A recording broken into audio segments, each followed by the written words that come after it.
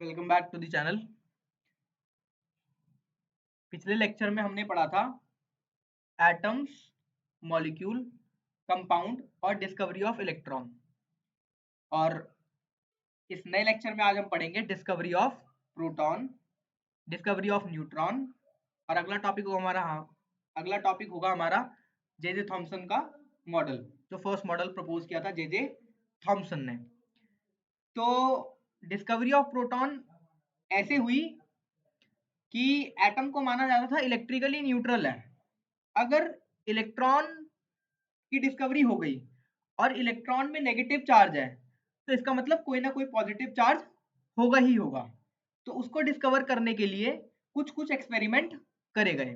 ठीक है, तो ये एक्सपेरिमेंट करा ई गोल्डस्टीन ने। इसमें ये सेम आपने अगर इलेक्ट्रॉन की डिस्कवरी पढ़ी हो तो उसमें डिस्चार्ज ट्यूब का यूज किया था, तो इसमें भी डिस्चार्ज ट्यूब का यूज किया है। इसके अंदर हमने एक डिस्चार्ज ट्यूब लिया है, दो मेटल आप देख सकते हैं कि लेफ्ट और राइट में लगा रखे हैं। जो हमारा एक मेटल है वो negative terminal of the battery से कनेक्टेड है और दूसरा वाला हमारा पॉजिटिव टर्मिनल ऑफ बैटरी से कनेक्टेड है। जो नेगेटिव टर्मिनल है उसको हम कैथोड बोलेंगे और जो पॉजिटिव टर्मिनल है उसे हम एनोड बोलेंगे। इस डिस्चार्ज ट्यूब के अंदर हमने लो प्रेशर मेंटेन कर रखा है और जो वोल्टेज सप्लाई हमने दी है वो बहुत ज्यादा है, इसका मतलब हाई वोल्टेज है। जब इलेक्ट्रिक करंट इसके अंदर पास कराया जाएगा तो क्या होगा, हाई वोल्टेज होने की वजह से जो हाई वोल्टेज होने की वजह से जो प्रोटॉन होंगे वो पॉजिटिव प्लेट से निकलना स्टार्ट करेंगे और नेगेटिव की तरफ जाएंगे। ऐसा इसलिए हो रहा है क्योंकि पॉजिटिव चार्ज जो होगा उसको अट्रैक्ट करेगी नेगेटिव प्लेट, और जब इनका मूवमेंट होगा तो नेगेटिव प्लेट पर के पीछे ये एक्यूमुलेट होना स्टार्ट हो जाएंगे और वो हमें पता लगेगा रेड कलर से। तो जैसा कि यहाँ पे आप देख सकते हैं ये रेड कलर का जो एक्यूमुलेशन है वो क्या दिखा रहा है कि यहाँ पर प्रोटॉन प्रोटॉन का एक्यूमुलेशन हो गया है। और इस तरीके से गोल्डस्टीन ने प्रोटॉन की खोज करी।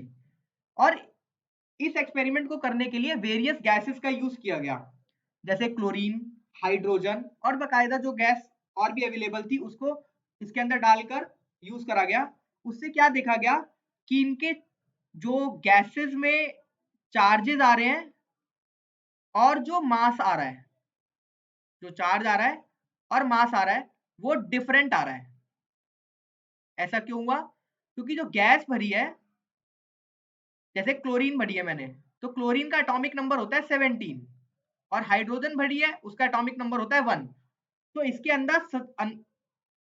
अंदर 17 प्रोटॉन पाए जाएंगे और इसके अंदर एक प्रोटॉन पाया जाएगा, इसलिए इसका चार्ज मेरा ज्यादा होगा और इसका चार्ज मेरा कम होगा। तो इस वजह से जो नंबर ऑफ गैसेस फिल करके देखी उससे पाया गया कि इनका चार्जेस भी अलग है हर गैसेस का और मास भी अलग है। उसका कारण केवल यही था कि हर गैस का एटॉमिक नंबर डिफरेंट होता है, जिसकी वजह से उसके अंदर डिफरेंट चार्ज और मास पाया जाता है। तो इस तरीके से डिस्कवरी ऑफ प्रोटॉन हुई। हमारा नेक्स्ट टॉपिक था डिस्कवरी ऑफ न्यूट्रॉन। तो डिस्कवरी ऑफ न्यूट्रॉन के पीछे कहानी बड़ी दिलचस्प है। एक बार क्या हुआ कि कार्बन का मास नापा गया। क्या हुआ, कार्बन का मास नापा गया। तो हम अगर प्रोटॉन एक प्रोटॉन को हम एक यूनिट ऑफ चार्ज मान ले तो उस समय केवल इलेक्ट्रॉन और प्रोटॉन की डिस्कवरी हो पाई थी। ठीक है, और जो प्रोटॉन है आपका केवल उसका मास होता है, इलेक्ट्रॉन का मास एज कंपैरेटिवली बहुत कम होता है, नेग्लिजिबल होता है। तो उसके हिसाब से कार्बन के अंदर 6 यूनिट मास आना चाहिए था, पर जब कार्बन का एक्चुअल मास नापा गया तो 12 यूनिट आ रहा था। कितना, 12 यूनिट आ रहा था और आना कितना चाहिए था, 6 यूनिट। तब देखा गया कि इसके अंदर कोई एक ऐसा सब एटॉमिक पार्टिकल और प्रेजेंट है जिसका मास तो प्रोटॉन जितना है पर उसके अंदर कोई चार्ज नहीं है। तो सर जेम्स चैडविक ने 1932 के अंदर प्रोटॉन न्यूट्रॉन की डिस्कवरी करी। ठीक है, तो उन्होंने क्या बताया कि एक ऐसा सब एटॉमिक पार्टिकल एटम में पाया जाता है जिसके अंदर कोई चार्ज तो नहीं है और उसके अंदर मास लगभग उतना ही है जितना प्रोटॉन के अंदर है। तो इस तरीके से न्यूट्रॉन की डिस्कवरी हुई। तो इसके लिए मैंने आपके लिए नोट्स तैयार करके रखे हैं, एक बार हम उस नोट्स को रीड कर लेते हैं। After the discovery of proton and electron, it was noticed that all mass of an atom cannot be calculated on the basis of only proton and electron present in it। जैसे कि मैंने बताया, carbon atom consists of 6 electron and 6 proton, so atomic mass should be 6 unit, but it was 12 unit if only proton was there। तो जैसा कि मैंने बताया, अगर केवल कार्बन के अंदर इलेक्ट्रॉन और प्रोटॉन होते तो उसका मास 6 यूनिट आना चाहिए था, पर ऐसा नहीं हो रहा था, उसका एक्चुअल मास 12 यूनिट आ रहा था। तभी this problem was solved by James Chadwick by discovering another sub atomic particle called neutron in 1932। तभी सर जेम्स चैडविक ने न्यूट्रॉन की डिस्कवरी करी और बोला कि एक ऐसा सब एटॉमिक पार्टिकल पाया जाता है जिसके अंदर चार्ज तो नहीं होता पर मास प्रोटॉन के बराबर होता है। तो उन्होंने क्या बताया कि neutron is a neutral particle found in the nucleus of an atom. ठीक है, तो कहाँ पाया जाता है? न्यूक्लियस के अंदर पाया जाता है। तो आपको मैं ब्रीफली इतना बता दूं कि एटम के अंदर अभी तक न्यूक्लियस की खोज नहीं हुई है, पर एक्चुअल में एटम के अंदर न्यूक्लियस होता है और उसी न्यूक्लियस के अंदर प्रोटॉन और न्यूट्रॉन रहते हैं और उसके आउटर सर्कल में इलेक्ट्रॉन रिवॉल्व कर रहे होते हैं, पर अब तक इसकी खोज नहीं हुई है। ठीक है, तो ये जो डिस्कवरी ऑफ न्यूट्रॉन हुई थी वो इलेक्ट्रॉन और प्रोटॉन के बाद हुई थी। Atoms of an element contain neutron except hydrogen atom. अच्छा, जो पहले डिस्कवरियां हुई थी उसमें हाइड्रोजन गैस का यूज करा गया था और हाइड्रोजन गैस के केसेस में क्या होता है, एकदम सटीक मास आ रहा था, एकदम परफेक्ट कैलकुलेशन आ रही थी। वो ऐसा इसलिए था क्योंकि इसके अंदर तो न्यूट्रॉन पाया ही नहीं जाता है और न्यूट्रॉन पाया नहीं जाता तो मास एकदम सही से था। ठीक है, पर जब कार्बन के केसेस में यही चेक करा गया, उसका मास निकाला गया तो 12 यूनिट आ रहा था, जो कि इस लॉजिक पर बेस्ड नहीं था कि उसके अंदर केवल इलेक्ट्रॉन और प्रोटॉन ही होंगे। तो तभी एक नई खोज हुई कि एक ऐसा सब एटॉमिक पार्टिकल भी प्रेजेंट होता है जिसमें केवल न्यूट्रॉन ही पाया जाता है। इस तरीके से सर जेम्स चैडविक ने 1932 में न्यूट्रॉन की डिस्कवरी करी। हमारा अगला टॉपिक है, तो हम ये देख लें एक बार। Mass of carbon equals to में कितना होगा? 12 यूनिट होता है। मास कितने पाए जाए? Mass of carbon equals to में 12 यूनिट होता है। उसके अंदर 6 प्रोटॉन और 6 न्यूट्रॉन पाए जाते हैं। अगर सबका 1 यूनिट चार्ज ले लिया जाए तो 6 इंटू 1 6 इंटू 1 6 प्लस 6 12 यूनिट, जो कि हमारी सारी कैलकुलेशन एकदम फिट बैठ रही है। इस तरीके से उन्होंने मास के अकॉर्डिंग मैंने बताया न्यूक्लियस के अंदर हमारे 2 सब एटॉमिक पार्टिकल और एक सब एटॉमिक पार्टिकल रिवॉल्व कर रहा है कहां पर? आउटर शेल में। तो हमारा नेक्स्ट टॉपिक है आज का Thompson model of an atom. अब जे थॉमसन ने 1903 में एक मॉडल प्रपोज किया।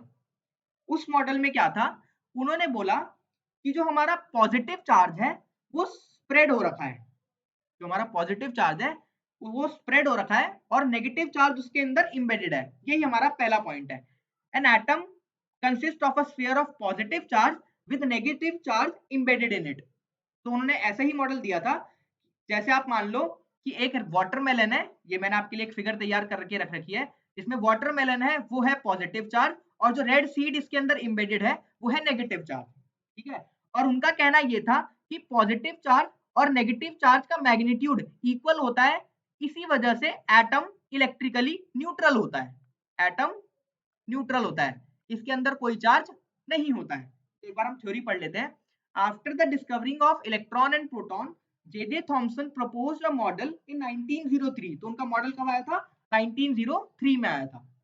An atom consist of a sphere of positive charge with negative charge embedded in it. तो उन्होंने क्या कहा था कि एक पॉजिटिव चार्ज है जो स्फीयर की फॉर्म में है, वो होगा हमारा पॉजिटिव चार्ज, और जो नेगेटिव चार्ज है वो उसके अंदर घुसा हुआ है, इसका मतलब एम्बेडेड है। और उन्होंने थर्ड पॉइंट क्या कहा था कि the positive and negative charge in an atom are equal in magnitude due to which an atom is electrically neutral. तो उन्होंने कहा जो जितना एक एटम के अंदर पॉजिटिव चार्ज पाया जाता है उतना ही हमारा नेगेटिव चार्ज पाया जाता है, और इस नेगेटिव और पॉजिटिव का इक्वल मैग्नीट्यूड होने की वजह से हमारा जो एटम होता है वो इलेक्ट्रिकली न्यूट्रल होता है।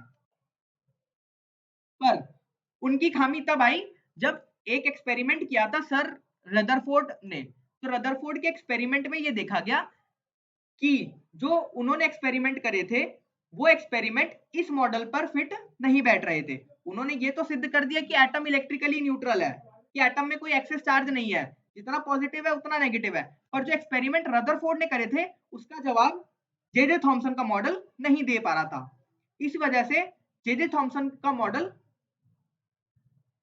विफल रहा। तो आज के लेक्चर में इतना ही। अगर आपको वीडियो पसंद आई हो तो वीडियो को लाइक, चैनल को सब्सक्राइब जरूर करें। और हमने आपके लिए नोट्स भी बना रखे हैं और आगे वाले लेक्चर में हम पढ़ेंगे रदरफोर्ड मॉडल, जो कि इस लेक्चर में थोड़ा थोड़ा हमने जिसकी बात स्टार्ट कर दिया है। तो मिलते हैं किसी नेक्स्ट वीडियो में। तो वीडियो को लाइक और चैनल को सब्सक्राइब जरूर करें। Thank you.